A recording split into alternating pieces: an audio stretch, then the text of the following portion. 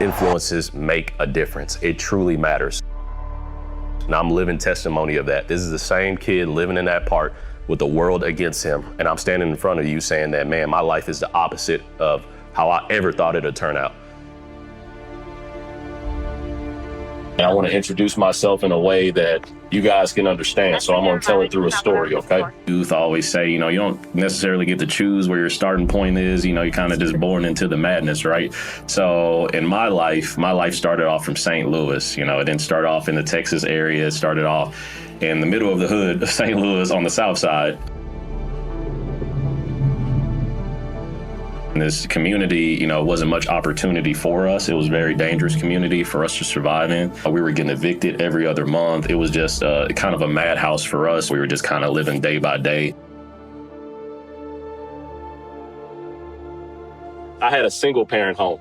I didn't have my dad in my life. I didn't have a mom and dad. I just had my mom. My dad, he never wanted to be involved in my life, so I never met him. When I was 12 years old, that's around your age, right? I was in 7th grade at that time. And my mom came back one day and she said, hey, I'm going to be back in 2 weeks. She didn't come back.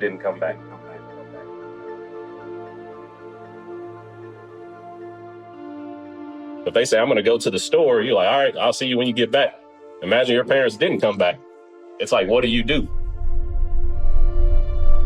And I said, man, I'm nervous about speaking in front of people. I'm not the best, public speaker, not the best writer in the world. I said, how am I going to do this? They said, no, be you. Be real. Don't be somebody else.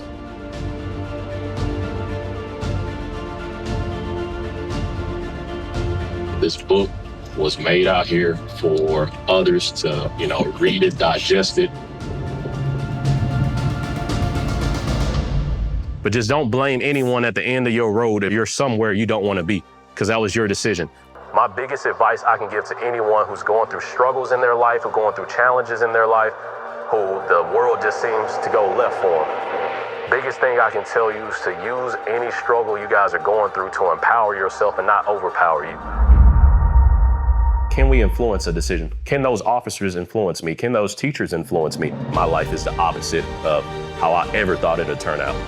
And at the end of the day, with police officers, with community organizations, with teachers, whatever public service profession you're in, just understand we are the community and it matters.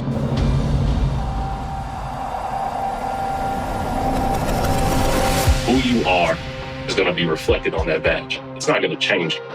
So if you were a bad person before you put on a badge, that's who you're going to be when you put it on.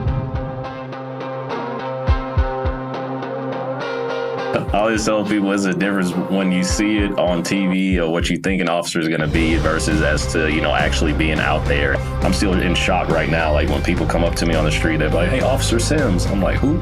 I didn't grow up as a storybook. Like, I love police officers. I want to be one too. My first encounter with a cop, I said, I couldn't imagine in a million years me ever wanting to be a police officer.